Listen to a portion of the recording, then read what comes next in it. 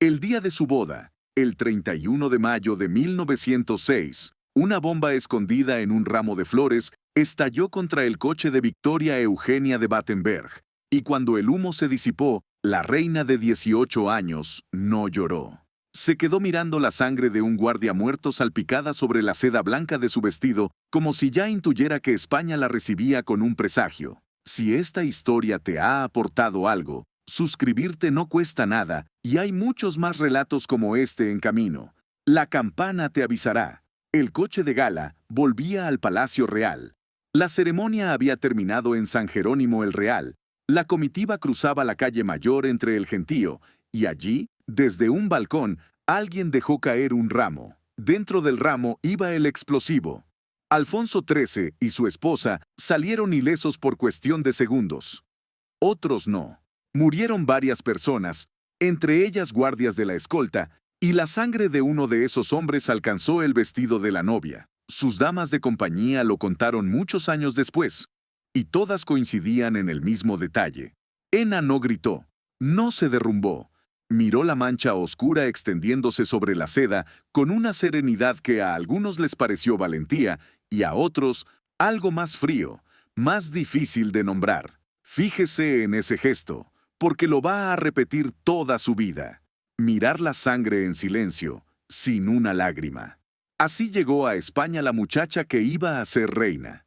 Con 18 años, un vestido manchado y una corte entera observándola de reojo desde el primer minuto. ¿Quién era esta joven inglesa que apenas hablaba castellano? Su nombre era Victoria Eugenia, aunque en su familia todos la llamaban Nena. Era nieta de la reina Victoria, la matriarca del Imperio Británico, la mujer que reinó sobre buena parte del mundo durante más de 60 años. Su madre era la princesa Beatriz, la hija menor de Victoria, la que se quedó junto a la anciana reina cuando todas las demás ya se habían casado y repartido por los tronos de Europa. Ena había crecido en ese ambiente, entre palacios ingleses y el luto perpetuo de una abuela que nunca dejó de vestir de negro por su marido muerto. Y de pronto estaba en Madrid, casada con el rey de un país católico, lejano y desconfiado. Porque la corte española no la recibió con los brazos abiertos. La miraron con recelo desde el principio, y las razones estaban a la vista. Era extranjera, inglesa, de una nación con la que España mantenía viejas cuentas pendientes. Había nacido protestante, y aunque se convirtió al catolicismo para poder casarse con Alfonso, en los pasillos hubo quien nunca se creyó del todo esa conversión. Una reina que venía de fuera, de otra fe, de otra sangre. Suficiente para desconfiar. Pero había algo más. Algo que en aquel momento nadie sabía nombrar todavía, ni en la corte ni fuera de ella. Un peligro que no venía de un balcón ni de un ramo de flores. Un peligro que Ena llevaba dentro, en las venas, y que había viajado con ella desde Inglaterra sin que nadie pudiera verlo. Para entender qué era ese peligro, hay que volver a la abuela, a la reina Victoria. Y aquí conviene detenerse, porque esa misma sangre corre también por los reyes de España de hoy. Victoria de Inglaterra tuvo 9 hijos, y a través de sus matrimonios los repartió por los tronos del continente: Alemania, Rusia, Grecia, España. Por eso la llamaban la abuela de Europa. Sus nietos reinaban en media docena de países, y las cortes europeas se llenaron de su descendencia. Pero junto a las coronas, Victoria transmitió otra cosa, algo silencioso, algo que se escondía en la línea femenina de la familia, saltando de madre a hijo sin avisar. La reina Victoria era portadora de hemofilia, una enfermedad de la sangre que impide que las heridas cicatricen como es debido, que convierte un corte pequeño en una hemorragia que no se detiene, que hace de un golpe interno una sentencia. La padecen los varones, la transmiten casi siempre sin sufrirla ellas mismas, las mujeres. Y Victoria la llevaba dentro sin saberlo, hasta que sus hijos empezaron a enfermar y a morir jóvenes. Esa herencia pasó a sus hijas, y de sus hijas a sus nietas. La princesa Beatriz, la madre de Ena, era portadora. Uno de los hermanos de Ena murió desangrado tras un accidente siendo aún muy joven. La enfermedad estaba en la familia, escrita en la sangre, y no había forma de saber con certeza quién la llevaba y quién no. La genética de aquella época no tenía respuestas, solo tenía sospechas y esperas. Ena, cuando llegó a Madrid con su vestido blanco, cargaba con esa duda. No la había elegido, la había heredado, igual que heredó los ojos claros y el porte inglés. Pero mientras la corte murmuraba sobre su fe y su origen extranjero, la verdadera amenaza dormía en un lugar que nadie podía inspeccionar. Y hay algo casi poético, y a la vez muy incómodo, en lo que Ena representaba con su solo cuerpo. Al casarse con Alfonso XIII, unía dos dinastías, los Windsor de Inglaterra y los Borbones de España. Dos casas reales que, en el fondo, venían del mismo tronco, porque Alfonso también descendía por otra rama de la reina Victoria. Los dos, marido y mujer, tenían a la misma abuela británica en algún punto de su árbol. El matrimonio no era solo la unión de un rey y una reina, era la unión de dos ramas de una misma sangre. Esa sangre unía a las dos coronas, y esa misma sangre, con el tiempo, se convertiría en la herida que las separaba. Pero eso vendría después. De momento, España tenía una reina joven, elegante y extranjera, y España necesitaba, sobre todo, un heredero. Llegó pronto. En 1907, apenas un año después de aquella boda ensangrentada, Ena dio a luz a un niño, un varón, el primogénito. Le pusieron el nombre de su padre, Alfonso, príncipe de Asturias, heredero del trono. La corte respiró. El reino tenía su sucesor, la continuidad estaba asegurada, y por un momento pareció que la joven reina inglesa había cumplido con lo que se esperaba de ella. Hubo salvas, hubo repique de campanas, hubo felicitaciones. Un bebé real, envuelto en encajes blancos, dormido en su cuna, con el peso entero de una dinastía sobre sus hombros diminutos. Pero la alegría duró poco, unas pocas semanas. A los médicos de palacio les correspondía una intervención rutinaria, la circuncisión del recién nacido, algo habitual, sin riesgo aparente. Un procedimiento menor que se hacía y se olvidaba, salvo que, en este caso, el niño no dejó de sangrar. La herida, que en cualquier otro bebé habría cicatrizado en horas, seguía abierta. La sangre no paraba. Los médicos aplicaron lo que sabían, presionaron, esperaron, volvieron a intentar. Nada. El pequeño príncipe de Asturias seguía perdiendo sangre gota a gota, y en las caras de los médicos empezó a aparecer una expresión que ya no era de rutina. En palacio corrió el desconcierto. Se convocó a más doctores. Se hablaba en voz baja en las antesalas, y en algún rincón de aquellos pasillos, Ena escuchaba, entendía, y sentía que se confirmaba lo peor. Porque ella lo temía desde antes de casarse, desde antes de pisar España. Lo había traído dentro y había rezado por estar equivocada. No lo estaba. Los médicos de palacio, inclinados sobre la cuna del príncipe de Asturias que no dejaba de sangrar, pronunciaron por fin el nombre de lo que Ena había temido desde antes de casarse. El mal de la reina Victoria había entrado en la casa de los Borbones, y había entrado por ella. Y una corte no perdona lo que se dice en voz baja, perdona menos aún lo que puede repetir en los pasillos. Las damas de compañía de Ena recordaron, décadas después, que en el Palacio Real de Madrid la frase circulaba como un secreto a voces. La reina inglesa había traído la enfermedad. La reina inglesa había manchado la sangre real de los Borbones. Nadie lo gritaba. No hacía falta. Bastaba con un silencio que se cortaba cuando ella entraba en una sala. Bastaba con una mirada que se apartaba un segundo antes de lo debido. Los murmullos no acusan de frente, se limitan a estar ahí, flotando. Y esa es su forma más cruel. Ena entendía español mejor de lo que la corte suponía, y entendía, sobre todo, el idioma de los gestos. Sabía leer una habitación, y en aquella habitación, ella era la culpable. El más elocuente de esos gestos vino del propio rey. Sus damas describieron, años más tarde, la manera en que Alfonso XIII se fue apartando de ella.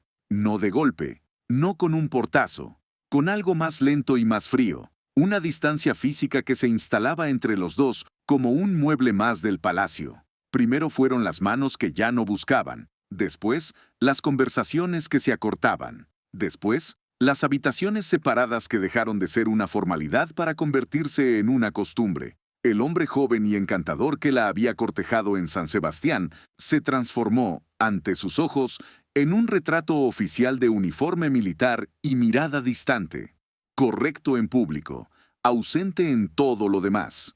Y mientras tanto, la familia crecía. Alfonso XIII y Victoria Eugenia tuvieron 7 hijos.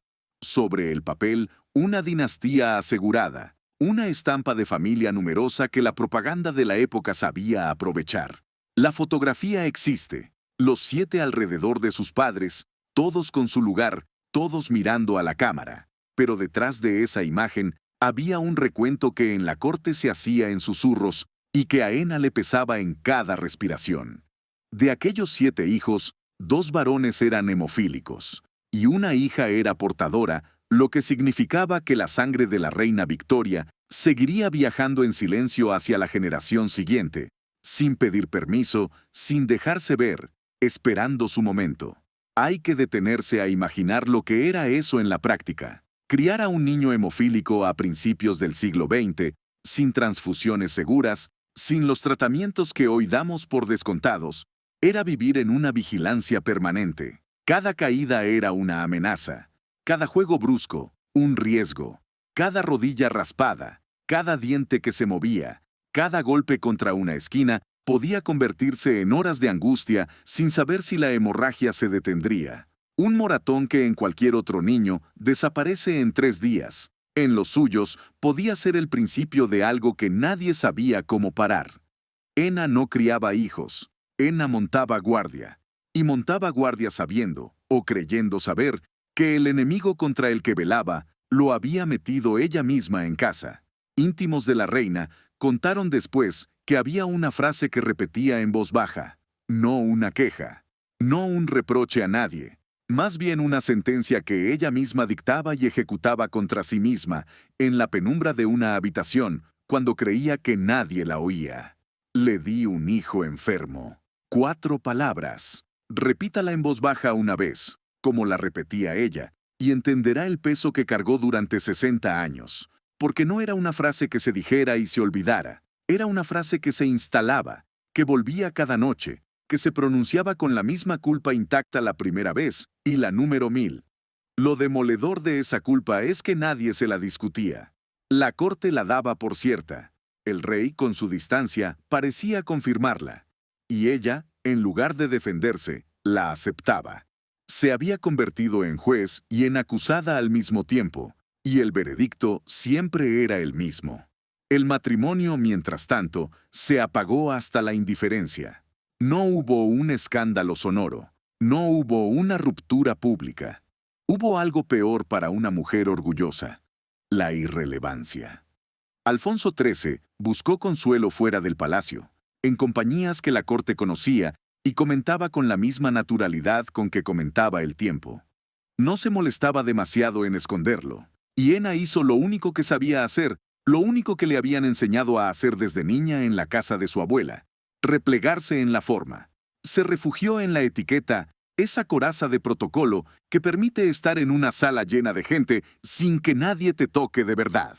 Se refugió en la caridad, en los hospitales, en la Cruz Roja, en las obras que le daban un lugar y un propósito cuando su propio hogar ya no se los daba. Sus damas de compañía la describieron con una imagen que lo resume todo: una mujer siempre correcta y siempre lejos, impecable en el vestido de gala, perfecta en el saludo, rodeada de gente en cada acto oficial y absolutamente sola. Hay fotografías de la época en las que aparece en medio de una multitud, cargada de joyas, sonriendo lo justo, y en las que se percibe, si uno mira bien, esa distancia que la acompañaba a todas partes, no la distancia de la altivez, la de quien ha aprendido que acercarse demasiado a España solo trae dolor. Y por encima de todo aquello había una sombra más grande que ella, una sombra que convertía su culpa privada en un problema político, porque el mismo país que la señalaba por su sangre inglesa vivía enfrentado a Inglaterra por un pedazo de roca en el sur, Gibraltar. Y si es usted español, esto le sonará. La misma herida sigue abierta hoy. El Peñón, tomado por los ingleses en 1704, cedido por un tratado que España nunca terminó de aceptar, Era y sigue siendo el nervio a flor de piel de la relación entre las dos coronas. Ena vivía atrapada exactamente en el centro de esa contradicción. Era la esposa del rey de España y era, al mismo tiempo, nieta de la reina Victoria, de la mismísima casa que ondeaba su bandera sobre el estrecho. En su propio cuerpo, en su propia sangre, encarnaba el vínculo incómodo entre Windsor y Borbones, dos dinastías nacidas de la misma abuela que, sin embargo, se miraban de reojo por una frontera. España la necesitaba como reina y la resentía como inglesa. Podía sonreírle en una recepción y murmurar contra ella en el pasillo de al lado. Y esa doble vara no era solo cosa de la enfermedad, era también la política, la vieja herida de Gibraltar que unía a las dos familias por la sangre y las separaba por el orgullo. Ena era el nudo donde esos dos hilos se cruzaban y se apretaban. Así que la culpa que cargaba nunca fue solo suya. Era genética, sí, era conyugal, por un marido que se había ido apartando, pero era también nacional, casi diplomática. Se le pedía que fuera española del todo y se le recordaba a cada paso que no lo era. Se le pedía que diera herederos sanos a una dinastía y se le echaba en cara que la sangre que traía estuviera enferma. No había manera de ganar. No había gesto correcto que la redimiera. La condena estaba dictada antes de que ella pusiera un pie en Madrid, y los años solo fueron sumando pruebas a un juicio que ya tenía sentencia. Una mujer impecable en lo público, aislada en lo privado, cargando en voz baja una culpa que nadie le discutía porque a todos les convenía darla por cierta. Esa era Victoria Eugenia de Battenberg, a la altura de los años 20, correcta, distante, sola y convencida de haber traído la desgracia a la casa que la había acogido sin quererla. Pero la tragedia que la corte solo murmuraba en los pasillos estaba a punto de dejar de ser un murmullo. Iba a cobrarse una vida de la forma más brutal y más pública. En 1934, en una carretera, un accidente de coche que en cualquier otro niño habría sido leve. Y su hijo Gonzalo llevaba en las venas la misma sangre de la reina Victoria. La hemorragia interna no se detuvo y ya nada la detendría. Gonzalo tenía 19 años. Iba en el coche con su hermana Beatriz, cerca de Perschach, en Austria, cuando el vehículo se salió de la carretera para esquivar a un ciclista y chocó contra un muro. No hubo heridas graves a la vista, ningún hueso roto, ninguna herida abierta que alarmara a nadie. En cualquier otro joven de su edad, el susto se habría quedado en eso, en un susto y unos cardenales. Pero por las venas de Gonzalo corría la sangre de la reina Victoria, y la hemorragia interna, invisible, silenciosa, empezó a llenarle el abdomen sin que nada pudiera detenerla. Murió 2 días después, el 13 de agosto de 1934. Lo que la corte había murmurado durante casi 3 décadas por los pasillos del Palacio Real se volvió por fin un titular. La enfermedad de la reina inglesa se había cobrado a un infante de España a plena luz del día. Y Ena, que llevaba años enterrando en privado el miedo a este momento, tuvo que enterrarlo también en público. Sus damas contaron que no se derrumbó, que mantuvo la compostura, como siempre, con esa corrección de hierro que había aprendido a usar como escudo.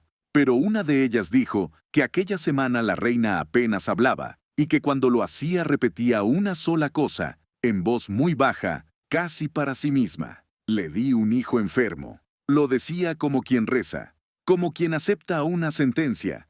Para entonces, España ya la había dejado atrás. En abril de 1931, con la proclamación de la República, Alfonso XIII abandonó el país sin abdicar, y la familia real salió camino del exilio.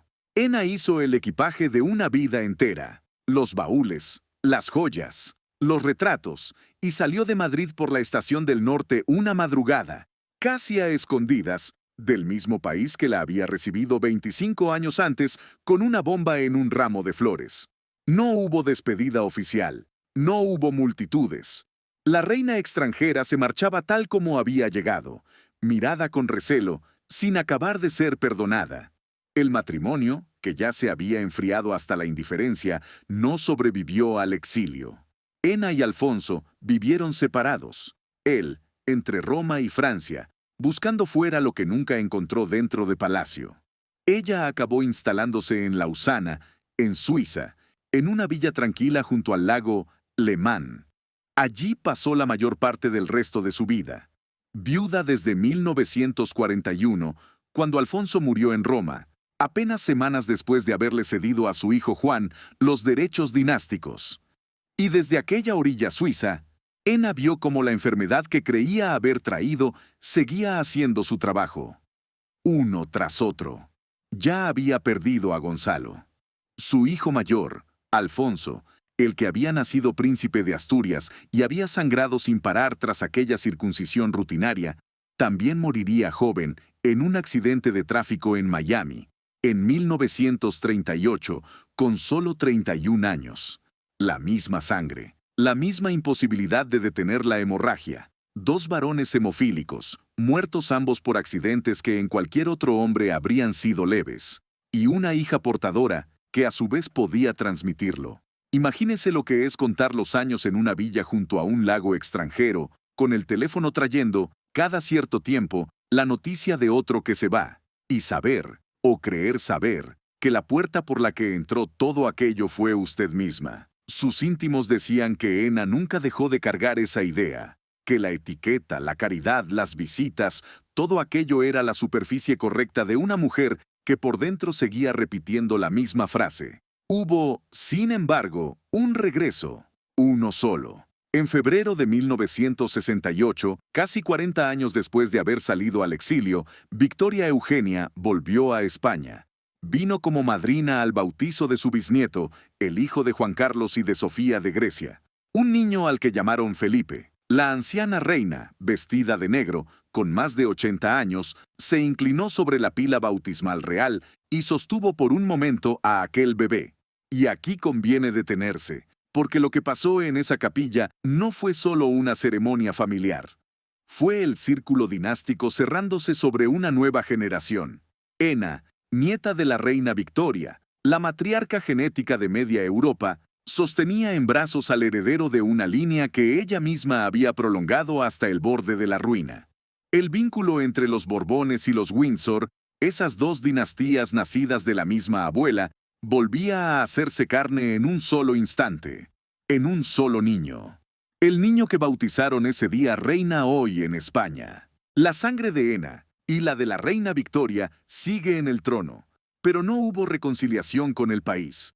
España la recibió con respeto, con cortesía, con el interés que despierta una figura del pasado, no con afecto, no con la ternura que ella jamás había conseguido arrancarle. Volvió a Lausana poco después, y allí, el 15 de abril de 1969, murió, 81 años.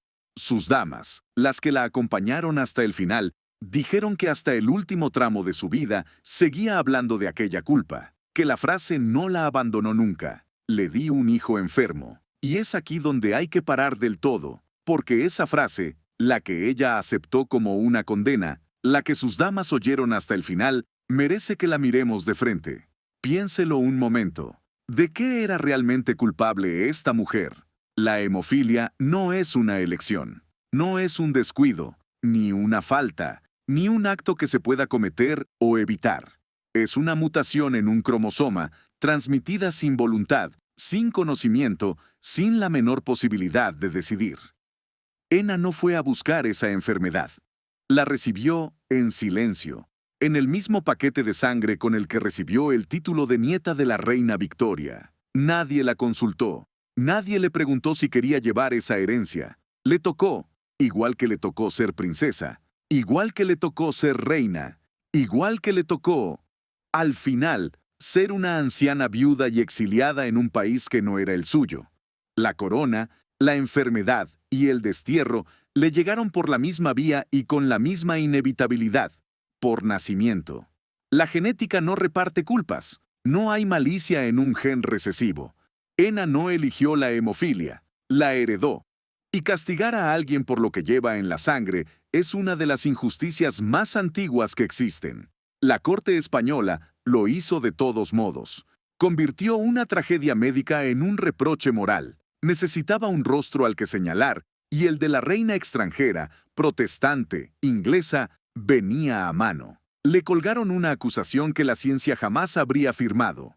Y ella, tan sola, tan lejos, tan acostumbrada a que nadie la defendiera, terminó firmándola por sí misma. Ese es el verdadero peso de esta historia. No que Ena trajera la enfermedad, sino que la hicieron sentir responsable de algo de lo que era, en el sentido más estricto, una víctima. Perdió a 2 hijos por esa sangre, perdió a su marido, que se apartó de ella físicamente y en afecto. Perdió un país, un trono, décadas enteras junto a un lago suizo. Y encima cargó, hasta el último día, con la certeza equivocada de que todo aquello había sido, de algún modo, obra suya.